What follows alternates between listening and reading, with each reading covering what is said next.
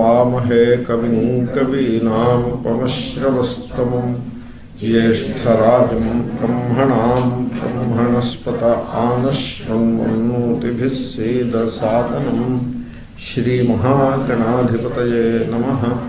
सदाशिवसमारम्भां शङ्कराचार्यमध्यमाम् अस्मदाचार्यपर्यन्तां वन्दे गुरुपरम्पराम्।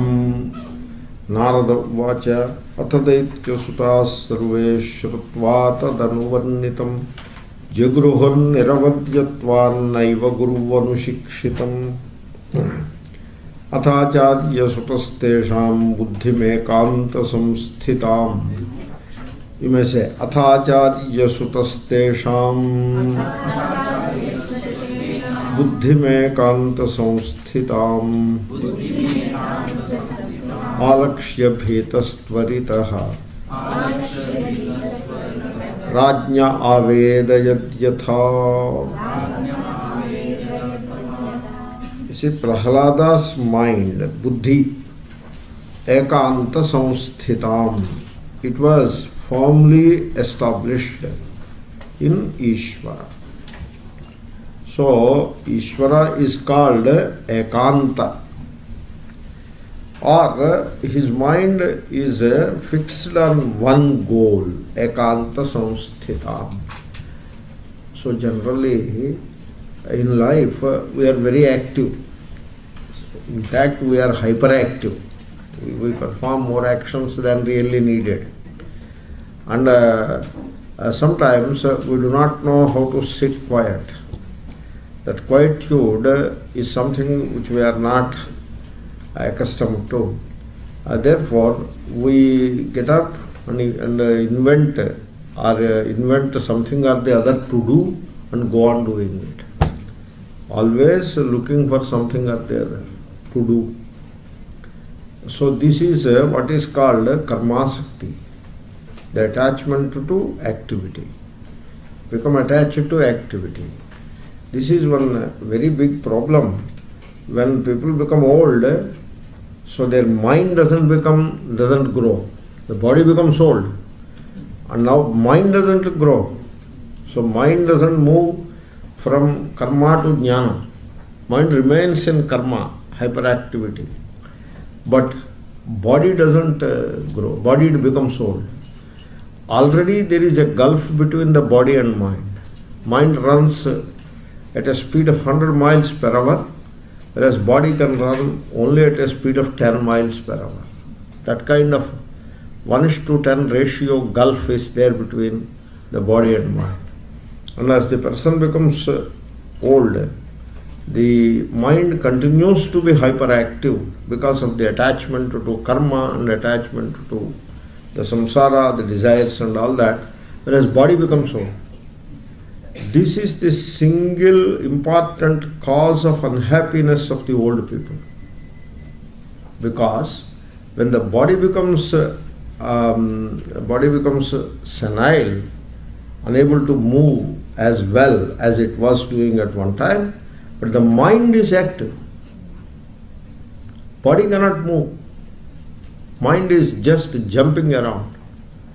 And so he will not find any peace.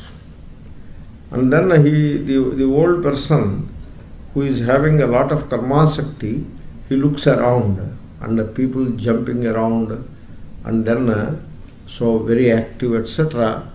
Sometimes his own children and sometimes everybody else, they are all active. Therefore, there is always this sense of comparison. People are accustomed to compare themselves with others, and therefore he becomes jealous. Under this jealousy, he doesn't know that it is jealousy. This jealousy always comes out in the shape of some complaint or the other. When I was the manager, when I was in service, when I was earning, or when I was running the home, a house, so things were different. Whereas now, because I am not running the show, so they neglect me, they ignore me. Like that he will be complaining. Because of the karma sakti, the entire problem is that of karma sakti. So when we are healthy and still we are able to work well, we should get rid of this karma shakti. So that whatever activity is there in our life, it is entirely by understanding, jnatva karmani kurveta, not by the pressure of attachment to karma. Anyway, I suppose you have appreciated the point that I was trying to make. So, buddhim ekanta samsthitam. So, we are very active in life. That is where I started and went in a particular direction. So, now I am back again. We are active in life, but these activities, multiple activities, the human beings do not seem to have a goal. They do not seem to have a goal worth mentioning. Accumulating wealth is not a worthy goal at all. And then the accumulation of pleasures is also not a goal. Then doing some punyam here and there and securing the heaven after death is also not the worthy goal. There is only one goal worth pursuing, only one goal. All other things can remain in their place. They cannot be goals. They are there incidental. They are incidental to life. They are not the goal of life. Goal of life is only one and only one thing, and that is knowing oneself. That is the goal of life. Very simple. You have to know what you are. Before the body falls, you have to know what you are. That is the goal of life. And which is same as the motiveless devotion to Ishvara. Motiveless devotion to Ishvara, Nishkama Bhakti, and the pursuit of self-knowledge, they seem to be two different pursuits, but they are not. They are just one and the same. Sri Ramakrishna used to give the example of two trees which appear separate, different at the ground level. They appear different at the ground level. But when you look up at the level of the canopy, they merge. You cannot say, from above, you cannot separate the two trees. In fact, both trees together make a single canopy. In fact, the entire forest has one single canopy. Whereas on the ground, the two trees appear different. The bhakti and the jnana are like that. At the initial or preliminary stages, they seem to be different. In bhakti, you worship God. In jnana, you discern between the body and the atma, the mind and the atma. You see how different they appear? But gradually, as you discern between the body, mind and the atman, and also at the same time you practice motiveless devotion to Ishvara, a merger will happen. What you are trying to know, the self, happens to be none other than the divinity itself. That is how the merger will happen. Therefore, that is the goal. Call it bhakti, call it jnana. That is the goal. That is the only goal. And Prahlada's mind is set on that goal. Ekanta samsthitam. And now it is interesting to see that all the other kids also are going in the same direction. Their mind is also now set on the same goal. They are all becoming like Prahlada. And these two teachers, they noticed that these kids are not studying what they teach. They are influenced and inspired by Prahlada to such an extent that they are all becoming gradually the devotees of Ishvara. So devotion to Ishvara is banned. It is against the laws of the state. You cannot practice devotion to Ishvara. You are liable to be arrested and prosecuted if you practice devotion to Ishvara. That is what Hiranyakashipu is. And so we have some such governments in the world. We have seen some of them. At present, I don't know what kind of governments there are. There may be still such governments. But at one time, practice of religion is an offense. That kind of countries we had. So that is what Hiranyakashipu is. And therefore, these two teachers, they live by taking salary from Hiranyakashipu. They are appointed by him, and so they have to remain obedient to him. And so they ran to him because they don't want to be blamed by Hiranyakashipu. Last time Hiranyakashipu tried to blame them. And they told, if you remember this story, they told, don't try to blame us. We are trying to do our duty. If you have to blame, you blame your son. But now it is not Hiranyakashipu's son alone. The entire class is becoming the devotees of Ishvara. And therefore, the teacher, the head teacher, headmaster, he was frightened and he ran to the king and told him, "Dear sir, I am informing you before you find, I am telling from my side, Prahlada and other boys, they are not following our teaching. They have become very serious devotees of Ishvara." That is very unhappy news for Prahlada. Shrutva tadapriyam daityaha dussaham tanayanayam kopavesha chaladgatraha putram hantum manodadhe. So that was a very unhappy news for Hiranyakashipu, Apriyam. You know why? Daitya. He is the son of Diti. Diti is a Dvaitam, duality.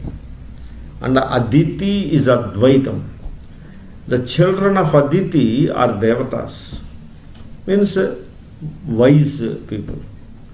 The children of Diti are Asuras, means people who are very worldly, very arrogant, and so they are very egoic. So he is the Daitya. And this Daitya, you see, this person of big ego becomes the king. Even without any power, he is very egoic and very painful person, very troublesome person. But if that person becomes the king, now you can imagine. So he cannot tolerate dussaham, what? Anayam, insubordination. He cannot tolerate. That too coming from Tanaya, his own son. Impossible to tolerate the insubordination from the son. This Asura is present. Asura means demon. This demon is present in our hearts, in some corner, lingering in our hearts always. So we have to check whether this Asura is still lingering. That is the purpose of these Puranas. Kopa Vesha Chalat Gatraha. Now his body was shaking. Chalat Gatraha. Because he is possessed by anger. Kopa Avesha. See, this anger has a momentum. Shri Krishna talks of the momentum of the anger. Kopa Vega. Kama Krodhodbhavam Vegam. The momentum is there. So anger, it begins like a simple thought and then it acquires a momentum. And when now you are angry, that anger, which is still a thought, it is nothing more than a thought, but this thought of anger, as it acquires a momentum, means it builds up upon itself. It builds upon itself. And then it has a peculiar energy. The krodha is like that. Even desire is like that. That's why they say kama vesha or kama vega, the momentum of desire, the momentum of anger. They are very dangerous. And so, when a person is possessed by anger, the entire physiology is affected, very deeply affected. There is a shake in the body because of that anger, the momentum of the anger. Eyes become ruddy. Anger is like that. And in fact, these are outward changes. Inwardly also many changes happen. The heartbeat goes up and adrenaline is pumped into the blood in good amounts. So suddenly the entire blood biochemistry changes. And you see, when a person is angry, you have to do 2-3 things to him. You cannot do. It will be nice if we can do. One, take his blood pressure. You cannot do it, But if you do it, you can tell him, you can put some sense into him. And then take a sample of his blood so that you can measure his blood sugar. His blood sugar will be very high at the time of anger. Blood sugar and adrenaline also must be a way to find out how much adrenaline or norepinephrine, such hormones are there, So how much are present? They are not present normally. But now the blood will have them. And the sugar. So blood sugar, because energy has to be released in good amount, in a very short time, lot of energy has to be released. And when the person is angry, the digestion, which is a 24/7 process, comes to a halt. It doesn't happen anymore. It will halt. And when the person becomes normal, again it picks up. And the entire nervous system is put on high energy state, like a taut string or wire. It becomes like that nervous system. So these are all the changes outwardly and also inwardly. The speech becomes blurred. So this is how it is, like a demon has possessed the guy. Bhutavesha, Kamavesha and Krodhavesha, these are all similar. And so Kopavesha Jalatgatraha. Now he is the king, The king means in the monarchy, he is the judge and he is the prosecutor and he is the executor. Everything is he. So he prosecutes the guy, he establishes the crime, and he convicts him, and then he punishes him, and then he surrenders him to the executioner. He hands him over to the executioner. Everything is the king only. That is how the monarchies happen. When the king is the right proper person, there is no issue. But when the king is like this, so his decisions are bound to be faulty. Anyway, Putram Hantum Mano Dathe. He decided, keep aside this love of the son and all that. He is violating the law of the land. He is violating the basic decrees passed by Hiranyakashipu, very fundamental decree, very important decree, namely, Sri Hari should not be worshipped in his kingdom. And he cannot allow violation of that rule to happen in his own palace. That is not possible. So he has to prove that he is a very firm ruler who does not care for these relationships and all that. This is the dictator. The anger, the dictatorship, the ego, they create such a ambience in the mind that the love of son is set aside. So he decided to give a capital punishment to Prahlada. Kshiptva purushaya vacha Prahlada matadarhanam. So there you may find Prahrada, Ra rather than La. One and the same. Ralayo Rabhedaha. There is no difference between the two. Ahe kshamanah papena tirashchinena chakshusha. So now he is speaking to Prahlada in very harsh tones. In fact, already he has thrown at him a few abusive words. So, and then Prahlada is such a great devotee, and he is a jnani. Prahlada is a jnani. So, he doesn't deserve such a tone, he doesn't deserve such treatment, he doesn't deserve such abuse.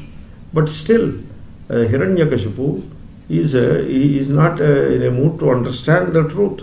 Therefore, he ill-treats Prahlada to the worst extent. And now he is looking at Prahlada with a look which is very wicked look, wicked eye. He is looking at him. and also very crooked eye. Tiraschinena. He is not looking at Prahlada directly in the face. He is looking at him from an angle like that. So, a sideways glance. So, something like that. The sideways glance has many contexts. It has the context of love also, but here the context is that of anger. So, tiraschinena chakshusha. Maybe it is crooked eye. He says crooked eye, not the sideways. So let me stay with crooked. So sideways you give it aside. So he looked at him with such a look, and then prashraya vanatam dantam baddhanjalim avasthitam sarpah padahata iva Shvasan Prakruti Darunaha. So now for a change some story is moving forward. We had 8 days of Vedanta and one little story which is nice. And even the story has its own beauty because it is very symbolic. The story is somehow, it shows some of our characters in mirror. The story acts like a mirror. And that mirror, it captures the image of our own character to some extent, here and there. Possible. Because there is an asura sitting in everybody. And so the story brings out that asura, which is nice. So now we know, this is the anger that we have. So in anger, we are compared to Hiranyakashipu. So we don't want to be like Hiranyakashipu. So good, when you look at the face in the mirror, it helps to know how the face looks like. Very nice. Anyway, even as Hiranyakashipu was furious and he is very reproachful, then Prahlada is not trying to defend himself. You see, when the other person throws a blame at you and he is angry, he is speaking angrily to you, and you smile, and you do not defend yourself, then the other person's anger becomes doubled. If you react, then he finds some justification for his anger, and therefore he remains at ease. He will be still angry, but anger will not grow. It will remain where it is, and it may come down also. But when you do not react, on the other hand, you just accept it with love, with a smile. So prashraya avanatam. Prahlada looks at Hiranyakashipu as the father and the king who has to be respected, whatever may be his behavior. So he is the king and father. And so Prahlada shows respect to Hiranyakashipu. He just bends his head and pays his respect. Dantam, he is very self-controlled. He is not disturbed by the abusive language used by Prahlada, by Hiranyakashipu, and very humble. Baddhanjalim avasthitam, he stood like this, accepting all the vituperative language that is thrown at him. He just accepts all that. Acceptance. Because that is how a jnani is. A jnani is not perturbed by things that people say, even on his face. So he smiles. And Prahlada was like that. That is the jnana. That means, you see, there is no need to get hurt. People talk of hurt. What hurt do you mean? You feel hurt shows that you are ignorant. You have not known the truth. People, you see, people in their ignorance, first they feel hurt.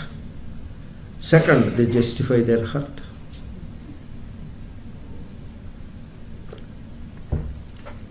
Sometimes a piece of nice advice will not be received in the proper sense.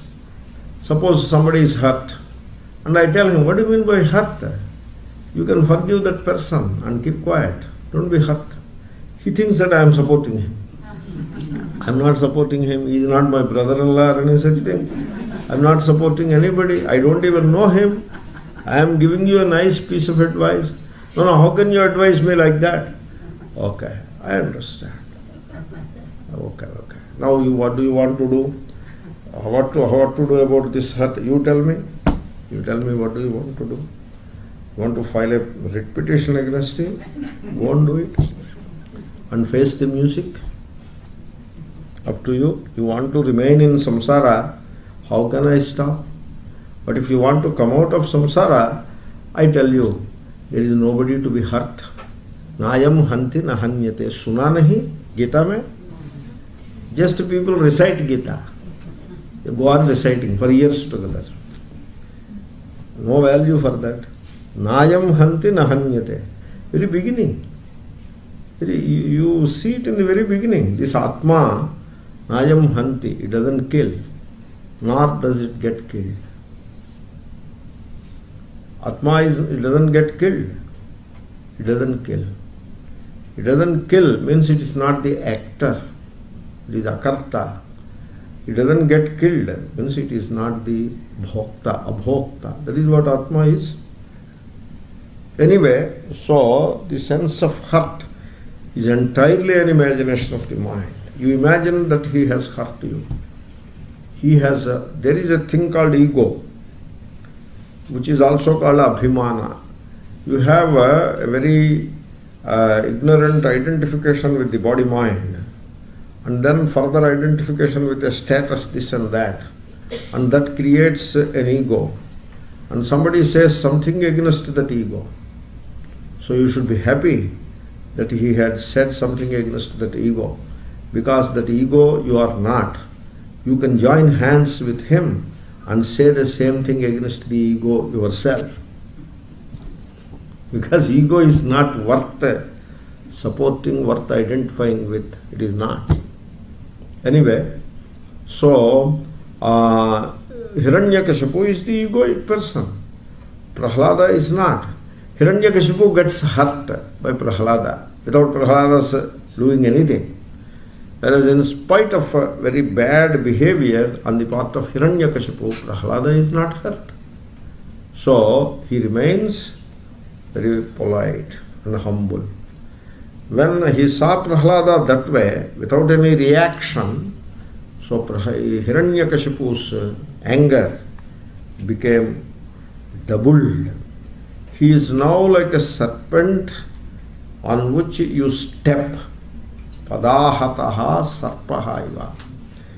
Generally this serpent, particularly this serpent is that example. It is very angry by very nature, serpent. That is how the example has to be taken. It is not the biology of serpents and all that. Just in the poetry, that is the example. Serpent is a very vicious creature. It is a poisonous creature and it can bite, and thereby it can kill the person. So that is its nature, and it is by nature very angry, ready to bite any moment. And now, without your doing any harm to it, it will bite. Now you go and step on it, now will it spare you? No. So that is how Hiranyakashipu was. Shvasan prakruti darunaha. Because of the anger, he is making a hissing sound, like that hissing sound because of the anger. The breathing became very labored because of the anger, shvasan. And also by very nature, he is very cruel person. By very nature, he is cruel, like Kamsa. Kamsa is a very cruel guy. So if you give him half a chance, the cruelty will come out. Whereas now he is angry, so he turns out to be very cruel in his treatment of Prahlada. He durvinita mandatman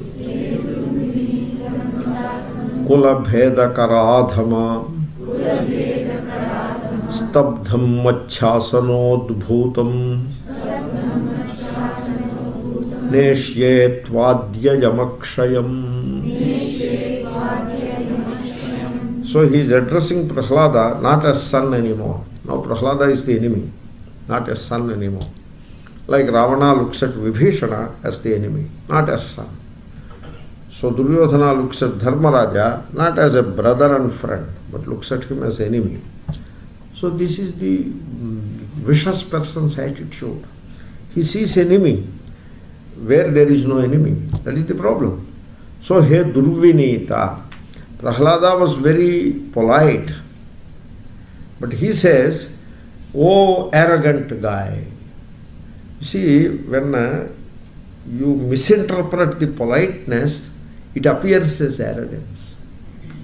Suppose the other person doesn't speak and he is silent, you can say, "Oh, he is very arrogant person. And that's why he doesn't speak." Suppose he bends his head. You see how arrogant he is? He doesn't want to look at us. That is how. He thinks very great of himself. That's why he doesn't even look at us. That is how. So Prahlada was very polite and humble, and that politeness and humbleness is interpreted by Hiranyakashipu as arrogance of the very bad kind, Durvinita. In fact, his thinking would be probably, he is very humble and polite standing there, but he doesn't follow what I say. Therefore it makes him feel that Prahlada is very arrogant. Hey Durvinita. And then Mandatman, he thinks that Prahlada is a dumb guy. Why? Why dumb? Yeah, he worships Lord and he doesn't have any desires and he is not hurt, he doesn't react. Therefore he must be dumb. Whereas an intelligent young man should be ambitious, competitive, very progressive and easily hurt and reacting.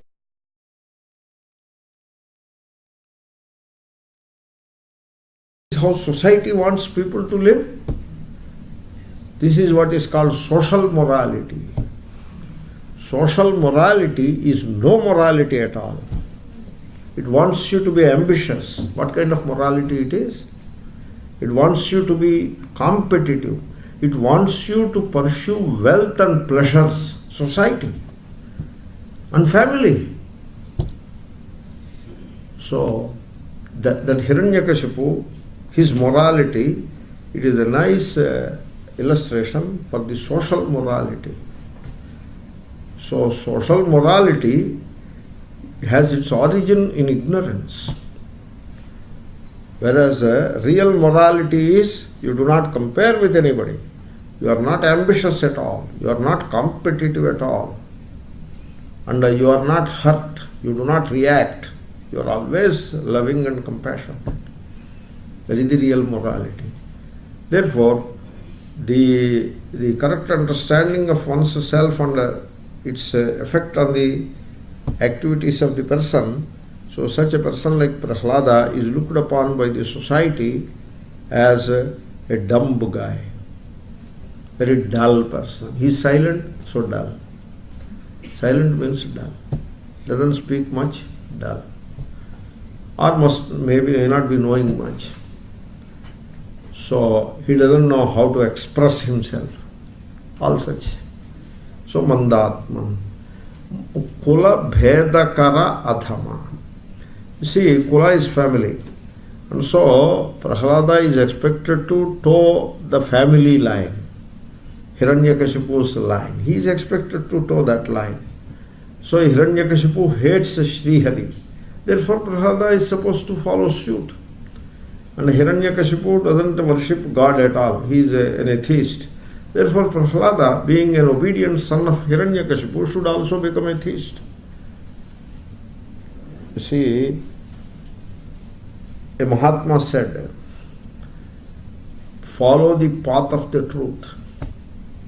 Always search for the truth. Pursue truth in life. And if a father comes in the way, renounce the father like Prahlada did.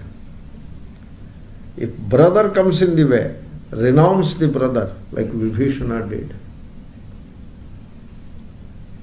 And so like that a few more examples are there. Like that. If husband comes in the way, renounce the husband like Mirabai did. Like that there are a few more examples. They say like that. So Prahlada is like that. He knows the truth and he is on the path of the truth. And if Hiranyakashipu is not willing to follow the truth, then Hiranyakashipu can go his way. Prahlada would not change his way. Therefore, Prahlada is seen as one who creates a rift in the family. Kula Bheda Kara, Adhama, or wretched guy. And so you are very arrogant, obstinate, intransigent, stabdham. And then you violate my command. So today I am proclaiming the punishment. You are to be killed. Neshyet vadya yamakshayam. Kruddhasya yasya kampante trayo lokas saheshvaraha tasya me bhitavan mudha shasanam kim balotyagaha.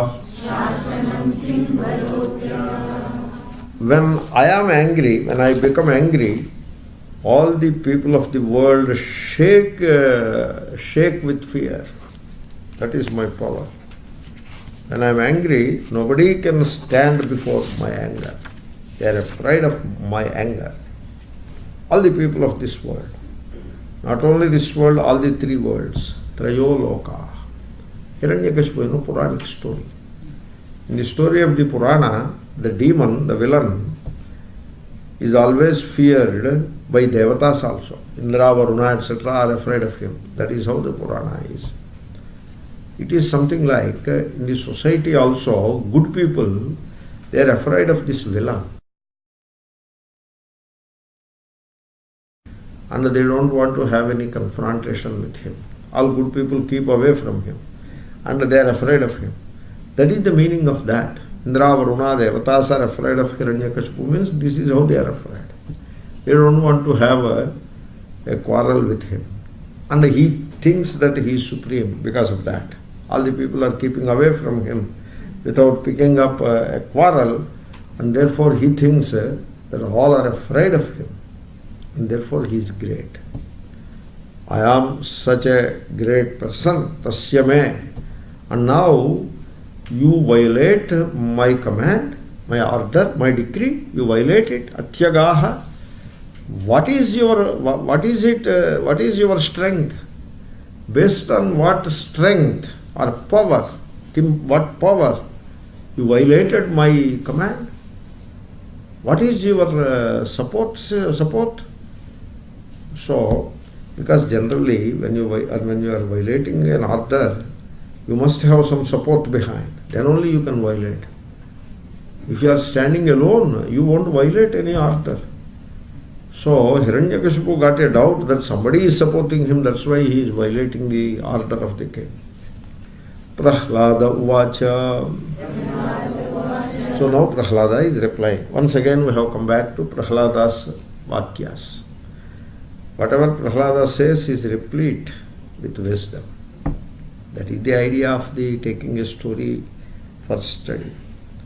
Na kevalam me bhavatascha rajan savai balam balinam chaparesham pare vare mi sthira jangamaye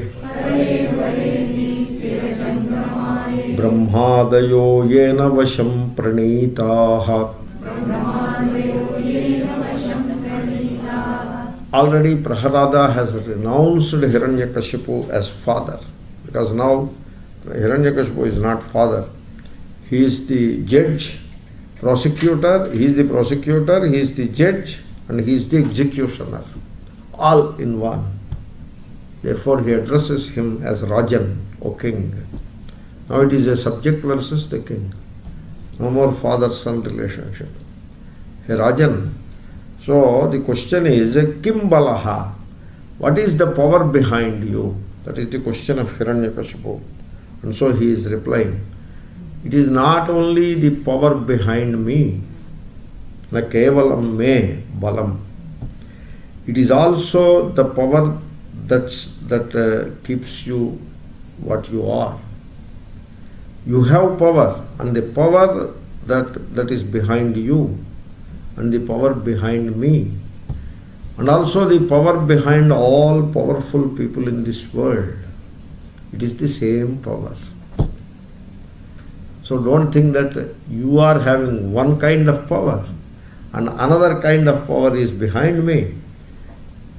There is a power behind me, but it happens to be the same power that is behind you, the power of all powerful people in this world.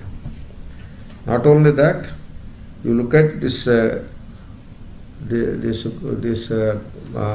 life forms, sthira jangama. So the plants have power of life that makes them grow. They are sthira. Jangama, the birds, the animals, the small and big creatures, humans, all kinds of life forms that move around, including the fish, and then water, the living life forms living underneath the water. All these life forms, sthira jangama, and pare avare. Pare big, avare small. In the ocean, a small fish, a big shark. In the birds, a tiny bird, the big vulture. Among animals, a silly deer, a big animal like a hippo or an elephant or a tiger, all small and big. So all these life forms, then the devatas, Brahmadeva, Indra, Varuna, all of them are supported by the same power. That is the power that keeps me standing before you. And the entire humanity is kept in check, in place by that power. So, you see, the power that makes the fire burn, the power that makes the water flow, it is the same power that makes the seeds sprout. We think they are different powers. We think the power of a waterfall like Niagara, it's a great power. You can see that. The majesty of the power of Niagara Falls. Probably this electricity came from there only, I suppose. Because the Niagara is the world's biggest hydroelectric project. And Canada and America, they are blessed by that river. And so they share the power equally, 50-50. And probably that is what is here. And I see big power lines close to our Vishnu temple. I have a feeling that they run all the way parallel to 407, etc. To Niagara, they must be. I think so. So that is the power of Niagara. And then a seed sprouts, a power. Do you think the power of the seed is small? Less? No. When the seed sprouts, its power is tremendous. So much so, the sprouting seed can break the concrete apart. You must be seeing it all the time. That is the power of the seed. Concrete cannot stand before that power. It breaks and the seed sprouts. That is the power of the seed. And so the power that makes the seeds sprout and the trees grow, the power that makes the birds fly, the power that makes the humans speak and think, the power that makes you abuse me, the power that makes me answer you, same power. There are not so many powers. It appears different to you because of your ignorance. There is no difference. It is the same power. That's why nayam hanti nahanyate. When the other person says something to you, you should not hate him, you should love him still. You know why? Because the power that makes him speak, makes him act, is the same power that makes your heart beat. The same power. The rest is all upadhi. So there is no enemy at all. Anyway, that is the reply that is given by Prahlada. You see, there is an unknown power. You cannot know the power. It is the universal power. You can describe it in a few words, but you cannot know it. It is infinite. How can you know? Its effects you can see. It is the unknown power that acts. And we imagine that we are acting. You are not acting. The unknown power is acting. You see, I tell you, the spirit of what Prahlada says, he talks about the power, because Hiranyakashipu brought the topic of power. Because Hiranyakashipu was blind with power. That is his problem. He cannot see the truth, because power corrupts, and absolute power corrupts absolutely. Power makes the people blind. They do not appreciate their strength, their weakness. They cannot see the higher power that runs our lives. Because when power makes us blind, so when we become arrogant, for whatever reason, maybe you have studied big things and big university degrees you have accomplished, therefore one becomes arrogant. One makes a lot of money and therefore he becomes arrogant. So, whatever is the reason, when people become blind with power, so they cannot understand the glory of that unknown power. They cannot see. They think that they are acting, they are accomplishing. They fail to see that that unknown power alone acts. And we, in our ignorance, imagine that we are acting. I tell you one thing, you please give a thought to it. We are like patients under anesthetics. When a surgeon performs surgery upon us, that is how we are. We are utterly helpless. The patient under anesthetics, submitted to the knife of the surgeon, what power he has? He has no power. And we are no different. And so the patient, when he wakes up, he finds that the operation was over, the surgery was over. So our life is more or less the same. We think we are controlling our life, we are allowing things to happen and all that. We imagine like that. So we assume that we have some command, some control, some more or less. If the person is very arrogant, he thinks he is controlling everything. He is less arrogant, he thinks that he is controlling a few things. But the fact is, you are not controlling anything. You are like a patient under the surgeon's knife, given anesthetics. And so the patient is helpless. We are the same in life. And when the surgery was over, can you say you have done something? You have accomplished something? Can you say that? You cannot say that, because you have not accomplished anything. When the marriage was over, you think you have accomplished something. When the children grow, you think that you have accomplished that. It is like the patient telling, I have accomplished the surgery. He has not accomplished any surgery. He doesn't have any say in the matter. So you may wonder, in the first place, the patient gave consent and he submitted to the surgery. I tell you, there also the patient does not have his control, because he is under the pressure on one side from the illness, and on the other side from family and physicians. And so once you visit a hospital and present yourself to a doctor, Now you think you are calling the shots. You are not calling any shots. They call the shots. You think you are gulping the tablet. You are not gulping the tablet. They make you gulp the tablet.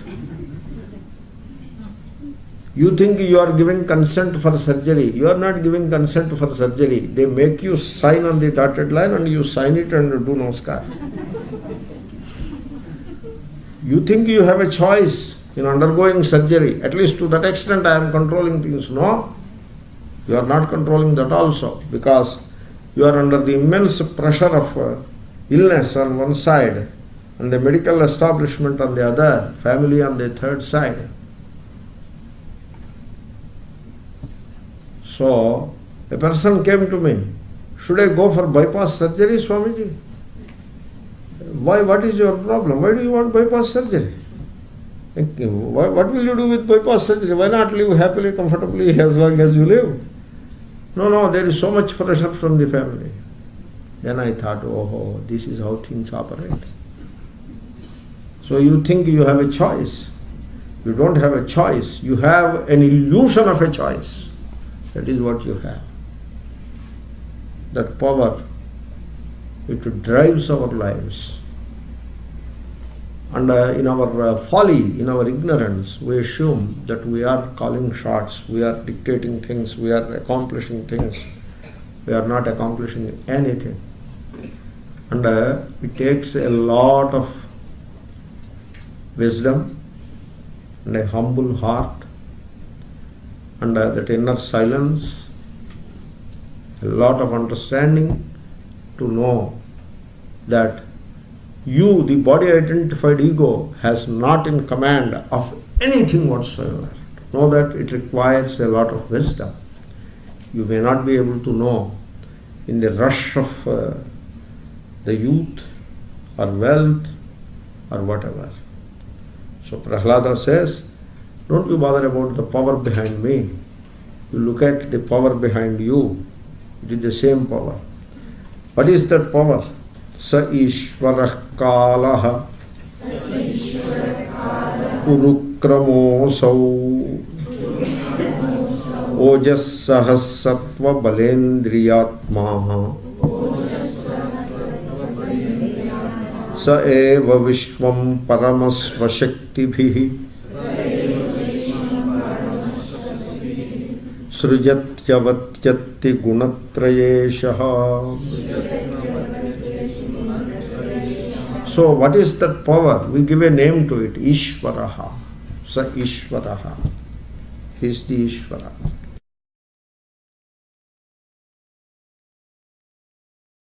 The power of time. The power of time is infinite. It brings to life what did not exist earlier, and it devours everything that existed for a while. The power of time is immense, it is. And Ishvara is in the form of time. You see, this story you must have noticed. Ravanasura was the greatest of the villains. And so they are suffering because of his misdeeds. And then all the devatas, they rush to Vishnu. Hey Vishnu, please come, take incarnation and kill this Ravana. Then he says, okay, I will do that. So you go back and I will take birth in Ayodhya, and then eventually I will kill Ravana. So these devatas, they say, why not now? No, you don't know, you go home.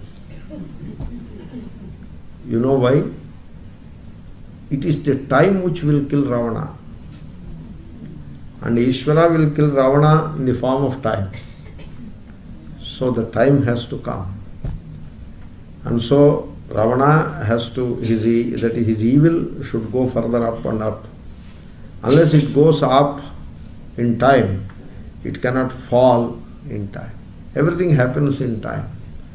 So that is the meaning of taking birth and growing. He has to take birth and then he has to grow and become young and then go to the forest. That means a lot of time is required to annihilate, to destroy this Ravana. That is the meaning of it. It is the power of time. You see, I will give you another example. You sow the seeds in a farm, and then you think that you get the harvest or the crop because of the good seeds, the fertilizers, and the other things that you put, and the soil. All these things put together will give us a good crop. That is what we think. But you forget one thing. You get the crop given by time. Kala will give you the crop. All these things are there, but Kala is the main thing. Even if you have all of them, without the input of Kala, you won't get the crop. It is the input of Kala that gives you crop. It is the input of Kala that gives a child to the mother. It is all Kala.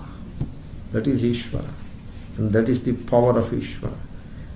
If he wants to uplift somebody, in the form of Kala he will uplift. If he wants to destroy somebody, in the form of Kala he will destroy. It is the Kala time. Urukramaha, Ishvara, he is a very powerful guy. He walks with big strides. Powerful guy means walks with big strides. This is again the Vamanavatara hint it is, Urukrama. He has big steps. So, Urukramoso. Urukramaha means in one step he measures Bhuloka. In the second step he measures Bhuvarloka. The third step he measures Suvarloka. Maybe that is not the story. The story is Ihaloka, Paraloka. Make it two lokas. Then the story will fade. So he measures the Ihaloka with one step and measures the Paraloka with another step. Now it is over. Brahmanda is covered. Still a third step is pending. These are the steps of Ishvara. Urukramaha means he has infinite power. That is the meaning of that story. And that Ishvara, he is in you. He is the power in you. He is the infinite power of the universe, and he is the power in you. Ishvara is the power in the sun. In the sun's core, fusion is taking place. Billions of hydrogen bombs are exploding in the sun's core every second. That is the power of the sun. And the same power, not a different power, the same power is in you. It is something like the power at the Niagara hydroelectric station is here. That is 10,000 volts or 100,000 volts energy. Here it is 120 volts, but still the same power. Why it is small? It is not the power which is small. It is the upadhi which is small.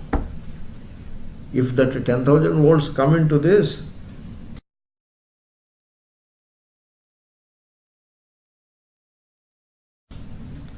thank God it is small.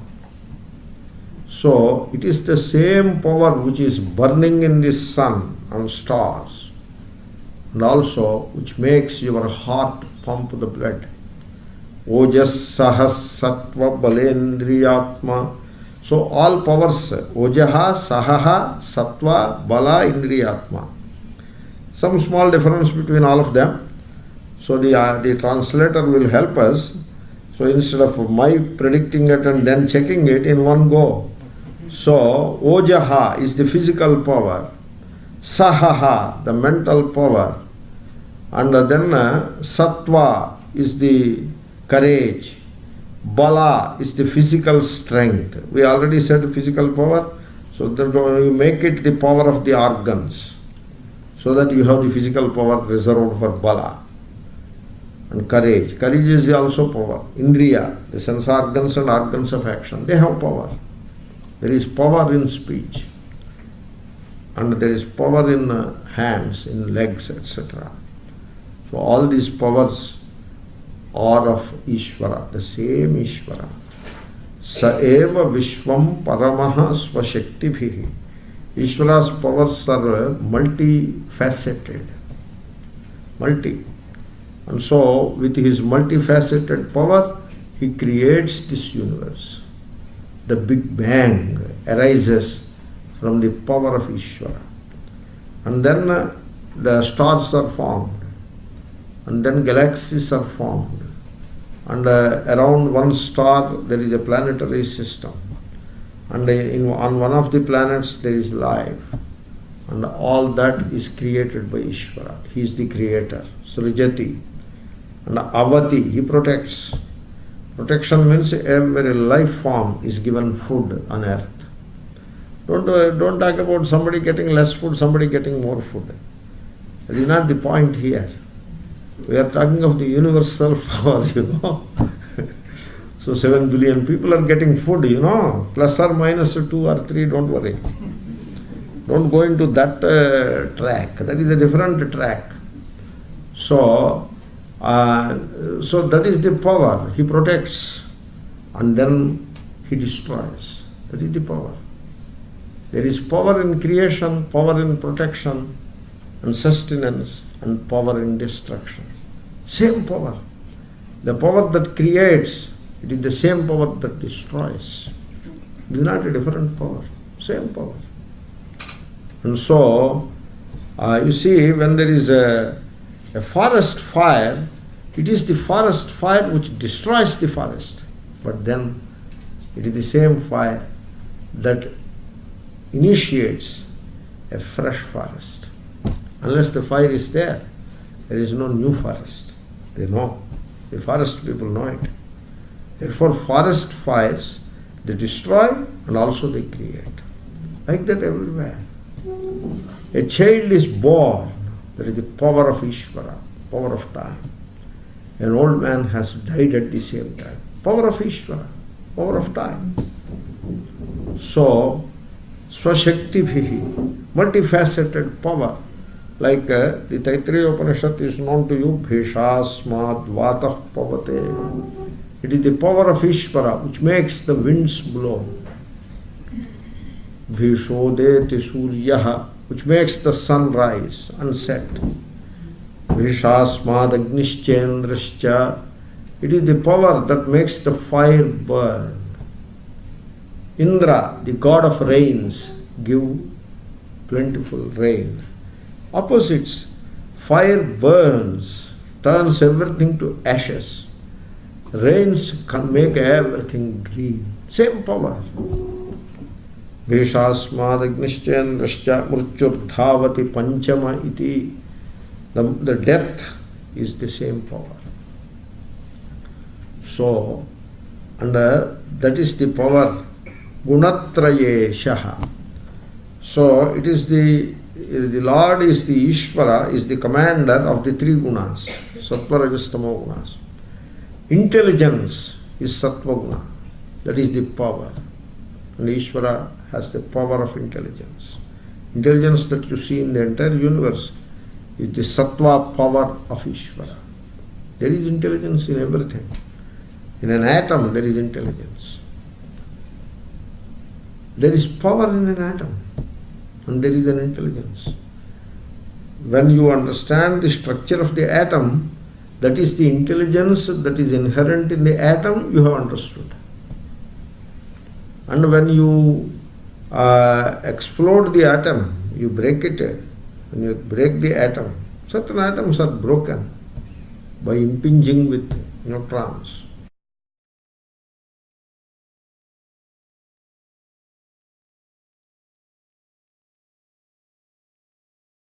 Power.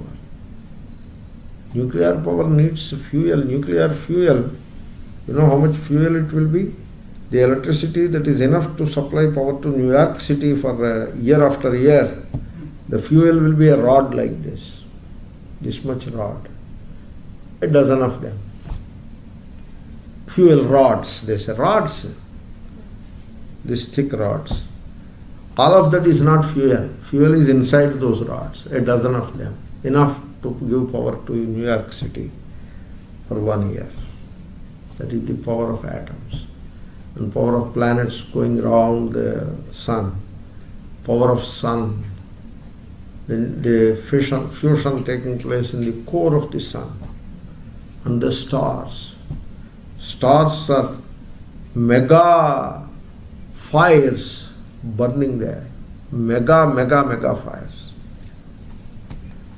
And so all that power is Ishvara's power. And that power is behind you, the same power is behind me. I see it, you cannot see it. That is the only difference between Prahlada and Hiranyakashipu. Rute jitada sa eva, we have seen that. Jahya suram bhavamimam tvamatmanaha samam mano tatsvana santi vidvishaha.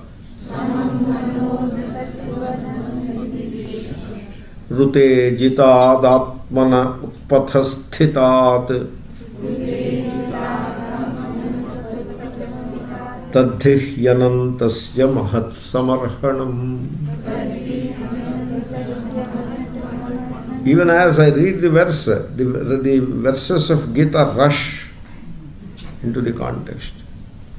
And I generally give the verse, Gita verse, because you are all students of Gita, you will appreciate it well. So he is advising, Hey Rajan, O king, Jehi, give up. Imam asuram bhavam. This attitude of asura. Asura means wealth and pleasures. That is the asura. Type A personality. That is asura. Type A is asura. Wealth and pleasures. So what will you do with wealth? Pleasures. So once we are after pleasures, any amount of wealth is not enough. The pleasures are like that. So, suppose you have a home, now still you make a lot of wealth, then you can purchase a yacht. They call it yacht. The spelling is a bit funny though. It is called yacht? Very interesting. Why they call it yacht? This is something that baffles me even now. A boat. So where is the end for these pleasures? And then get worried about it. It is sitting in the ocean and you are sitting at home and get worried about it. So this is the asura. And then the asura is bound to have enemies. When you are desiring, the desire, somebody else also desires the same, and so there is a clash. A desireless person has no clash with anybody. He has no desires. Where is the clash for him? Whereas a desiring person is vulnerable for conflict. Conflict can come and sit upon him any moment. This is the asura, and therefore anger. Desire means it leads to anger. Kama eshaha, krodha eshaha. Kama and then krodha follows. That is asura now. He is the demon. So demonic attitude. So give this up. O Prahlada, O Hiranyaka, give up this. And samam mano dhatsva. You see, you look into your mind and make it equanimous. So, you see, Hiranyakashipu, he has an attitude of mind in which the opposites are firmly fixed. So, this is my friend and this is my enemy. This friend, enemy, they are fixed so firmly in his mind, so he looks upon Sri Hari as his enemy, so much so, nobody should even utter the name of Sri Hari. An ongoing fight, and I come to your home, and casually or unknowingly, I utter the name of that guy. Then you give a warning to me, hey Swami, you don't utter that name in this home, otherwise you will have to get out. That is the dvesha. That is the enmity, which is not well, which is wrong. People think that it is all fine. They think dividing like that into friends and foes is all justified. Amazing. I don't mind worldly people are like that. Worldly people are generally ignorant. They don't know the finer details of the truth. But at least the students of Vedanta should know that there are no friends and foes. There is only divinity. It is, you just imagine. People imagine and assume that the imagination is a truth. They sit 1,000 miles away and imagine something. These are friends and these are foes. They sit and imagine.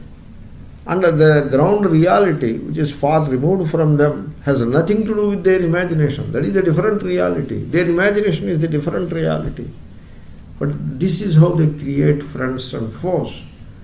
And so, hey Hiranyakashipu, don't split yourself into these opposites. You see, I will give you a point to think about.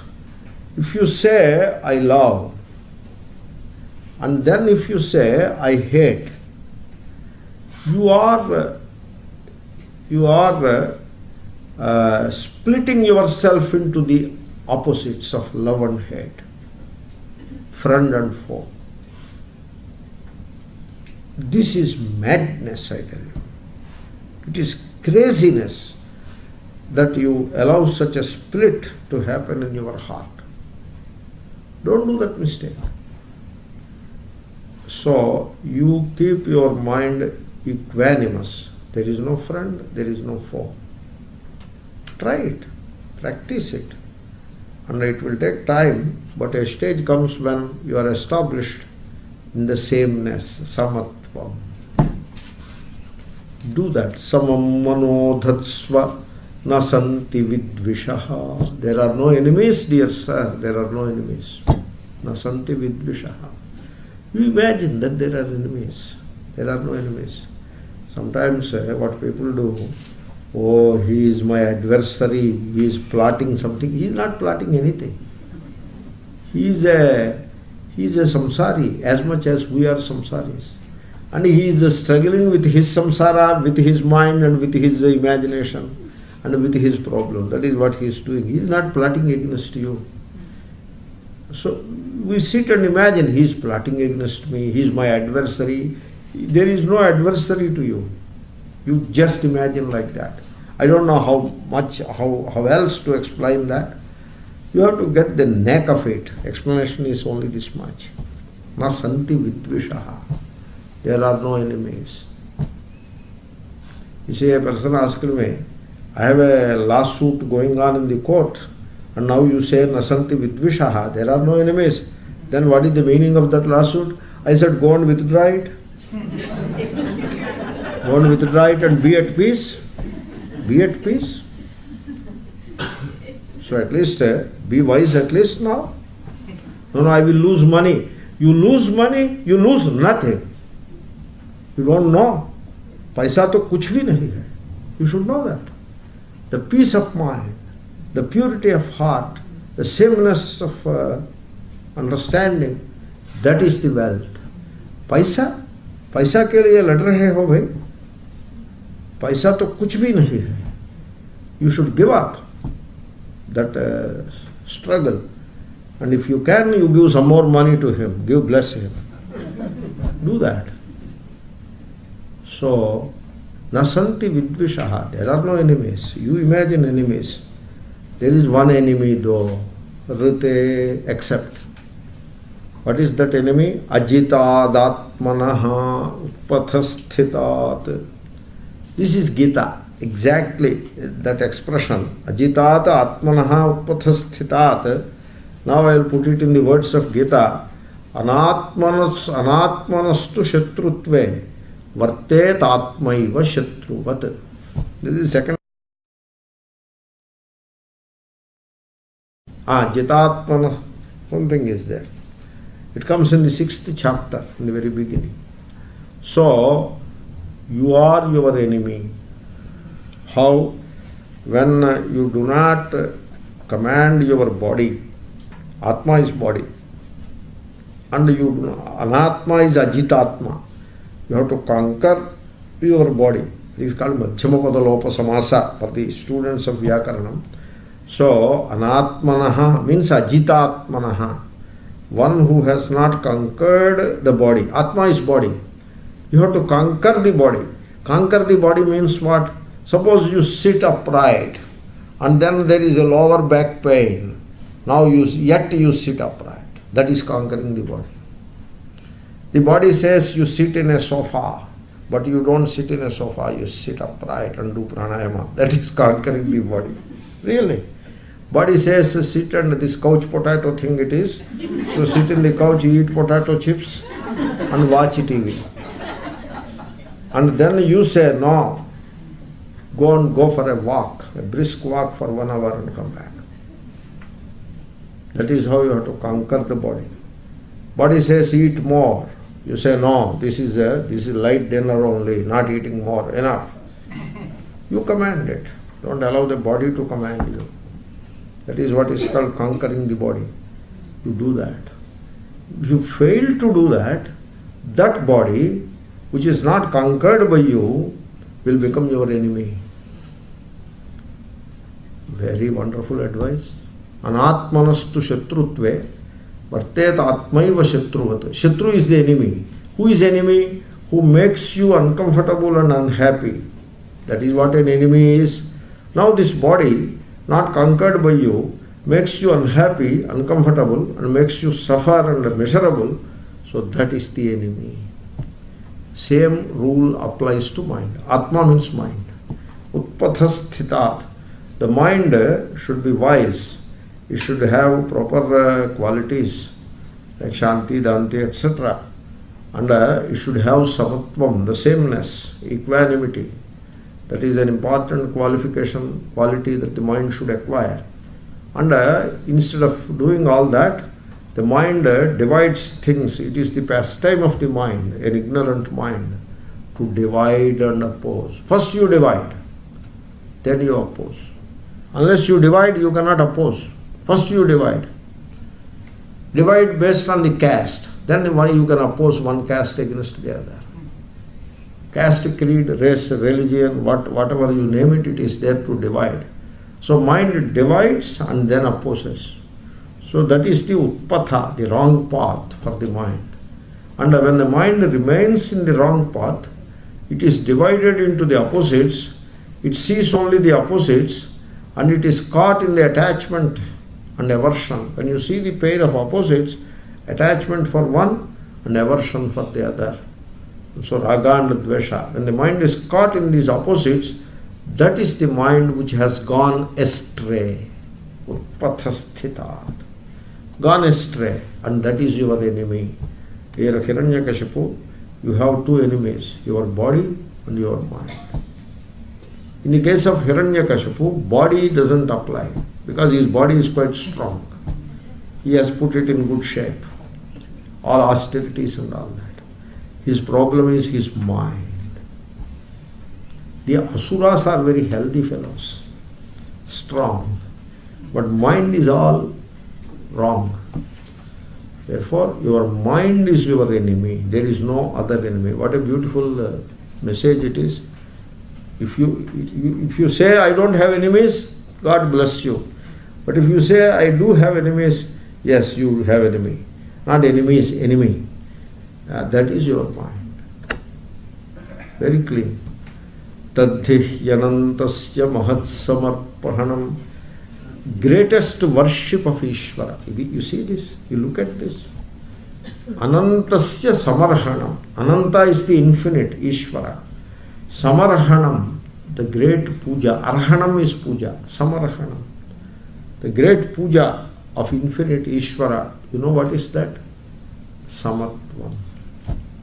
That indeed is the greatest worship. You don't have friends and foes. Everything is divinity. That is the greatest worship. You don't. That is the greatest worship. So people think that worship means just to do some ritual and retain the ragadvesha. Even that is a worship, a kind of preliminary worship. But this is the supreme worship. And the preliminary worship should help us to reach here. If it doesn't, it is not helping us to reach here, then it is not doing any service to us. We have to conclude that way. Unfortunate. Anyway, this is the greatest worship of Ishvara. Then one more beautiful verse. Dasyun pura shanna vijitya lumpataha. Lumpataha manyanta eke svajita disho dasha. Jitatmanojnyasya samasya dehinam sadho svamoha prabhavah kutah pare. So we are concluding with this verse. I will still explain the verse. So before I forget, I am noting it down. So on 13 September 2012. So you see, Hiranyakashipu was boasting that I have killed all enemies. I have conquered all enemies, like Indra, Varuna, etc. In this world, I have conquered all enemies. In the other world, in heaven, I have conquered all enemies. He also says, I have conquered the 10 directions. Disho Dasha. Means all the 8 directions on the earth, means all enemies on the earth are conquered, and all the enemies above, they are the Devaloka. All of them are conquered, and Patala Loka, Netherlands, all the enemies they are also conquered. That is the idea of Disho Dasha. Means, I am the supreme, I have conquered everybody. Like Hitler, Adolf Hitler. Hiranyakashipu was like that. And so he is boasting, I have conquered all. What do you think of me? So, Prahlada is saying a little sarcastically, AK, some people claim that they have conquered the 10 directions. Disho Dasha. You should not say 10 quarters. 4 quarters only. So 10 directions. So Dishaha generally translated as quarters, but you should not say quarters because there are 10. So 10 directions they Swajita, they have conquered. That is how they boast. But before conquering, they don't want plastic. Bhagavan's creation only they eat. So they enter inside the door and the decorum looks like that, the same it looks. But inside they create their colonies and the entire door is eaten away. The Kama, Krodha, these are the 6 enemies which are inside, they are like that. They are like termites in the heart. They will be eating away the person's Shanti, Sukham, Jnanam, all his wealth, inner wealth, they will be eating away. He is busy, outwardly looking great. He is busy accumulating things of the world. And he thinks that I have conquered this, I have conquered this, that, I have accomplished this, I have accomplished that. Like that. So they are very boasting, self-aggrandizing and all that. Inside, the inner enemies are eating away at his vitals of life and wisdom. So they are like the termites. These are the inner enemies. And then there is another example given. This is this creature, a caterpillar-like thing, which sits on the leaf. It just sits there. You don't even see it moving. But it is constantly at work with its tiny teeth, 2 of them, constantly at work. And the next day you come and see this leaf is all eaten and it is already sitting on another leaf. That is the caterpillar sitting on the leaf.